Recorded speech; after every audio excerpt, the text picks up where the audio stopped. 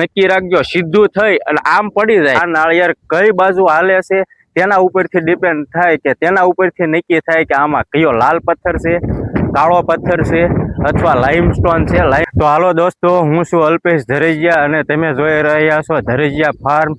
તો આપણે આજ ખેડૂતો માટે બહુ કામનો વિડીયો લઈને આવ્યા છો કે જે ખેડૂતો પાણી ન હોય તે અવારનવાર દાર કરાવતા હોય અને દાર કોરા પણ જતા હોય અને તમને જે પાણી જોવાવાળા છે તે તમને સાસુ ન કહેતા હોય કે કઈ રીતનો કેવો પથ્થર આવે તો કઈ રીતનું આ નાળિયેર હાલે. બોર તમારે કરવો હોય તો તમે આ વિડીયોમાં છેલ્લે સુધી બન્યા રહેજો એટલે તમને ખબર પડે કે કઈ રીતનો તમારે આ વિડીયોમાં તમારે જોવાવાળો લાવ્યા હો તો કઈ રીતનું તેનું નાળિયેર હાલે છે, નાળિયેર કઈ બાજુ પડે તો કેવો પથ્થર આવે, કઈ બાજુ કેવો પથ્થર આવે.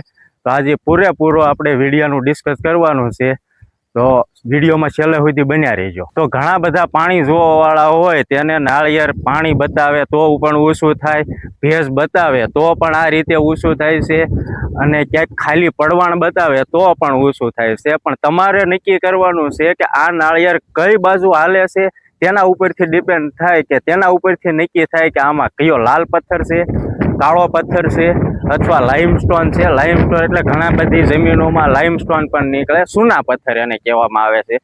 તો વિડીયોને અંત સુધી જોજો. તો ચાલો હવે તમને બતાવું કે કઈ રીતનું નાળિયેર ઊંચું થઈને કઈ બાજુ પડે, ડાબી સાઈડ પડે તો કેવો પથ્થર આવે અને જમણી સાઈડ પડે તો કેવો પથ્થર આવે. તો દોસ્તો, જ્યારે પણ તમારે ખેડૂત મિત્રો તમે જોવાવાળો લાવો અને પાણી પખો પણ કહેવામાં આવે છે, તો જ્યારે જોવાવાળો લાવો અને તે નાળિયેર લઈને આમ હાલતો હોય અને તે જમણી સાઈડ પડી જાય એટલે તમારે નક્કી કરી લેવાનું છે કે તે લાલ પથ્થર હોય છે. આ તમે એક નક્કી કરીને રાખજો. જો બીજી વાર કહું છું કે જમણી બાજુ જે જોવાવાળો હોય તેની જમણી બાજુ થઈને ઊંચું થઈને નાળિયેર પડે એટલે તમારે નક્કી કરી લેવાનું કે ત્યાં લાલ પથ્થર હોય છે અને એ ભાઈને લાલ પથ્થર સાથે કનેક્શન છે. તો એ લાલ પથ્થર છે એટલે તમારે બોર કર્યા પહેલા નક્કી કરી લેવાનું છે કે નાળિયેર કઈ બાજુ પડ્યું. જો જમણી સાઈડ પડે એટલે લાલ પથ્થર, ખાસ યાદ રાખજો. અને હવે આપણે નક્કી કરવાનું છે કે જે જોવાવાળો હોય તેની ડાબી સાઈડ પડે તો કયા કયા. ડાબી સાઈડમાં 2 પથ્થર આવે છે, 2 અથવા 3 પથ્થર આવે છે. જો ખાલી પડવાણ આવ્યું હોય તો પણ તેની ડાબી સાઈડ પડે અને લાઇમસ્ટોન આવ્યો હોય તો પણ તેની ડાબી સાઈડ પડે અને નીચે ભેજવાળી જમીન આવી હોય તેને અમારી ગુજરાતી ભાષામાં બફોડ કહે છે, હાવ રાખ જેવી ધૂળ નીકળે છે, તે પણ જો તે નીચે જમીનમાં હોય તેની સાથે એને કનેક્શન મળતું હોય તો નાળિયેર ડાબી સાઈડ પડે છે. આ એક તમે ખાસ નક્કી રાખજો.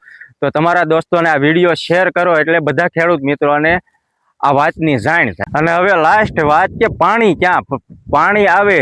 જો તમારામાં 80 થી 90% જો પાણી હોય તો નાળિયેર કઈ રીતનું ઊંચું થાય. તો જે એ પાણી જોવાવાળો હોય તે ચાલતો હોય અને નાળિયેર આ રીતે જો આમ સ્થિર થઈ જાય તો તમારે નક્કી રાખવાનું કે હવે તમને 80 થી 90% પાણી છે જમીનની માલપા. ત્યારે તમારે નક્કી કરવાનું કે સીધું, આ એક નક્કી રાખજો, સીધું થઈ અને આમ પડી જાય એટલે તમારે નક્કી કરી લેવાનું હવે આપણે 80 થી 90% આપણને જમીનની નીચે પાણી મળી ગયું છે. તો વિડીયોને જો તમને સારો લાગ્યો હોય તો કોમેન્ટ કરવાનું ભૂલતા નહીં અને તમારા વિસ્તારમાં પાણી જોવાવાળાને શું કહેવામાં આવે છે તે જરાક કોમેન્ટ કરવાનું ભૂલતા નહીં.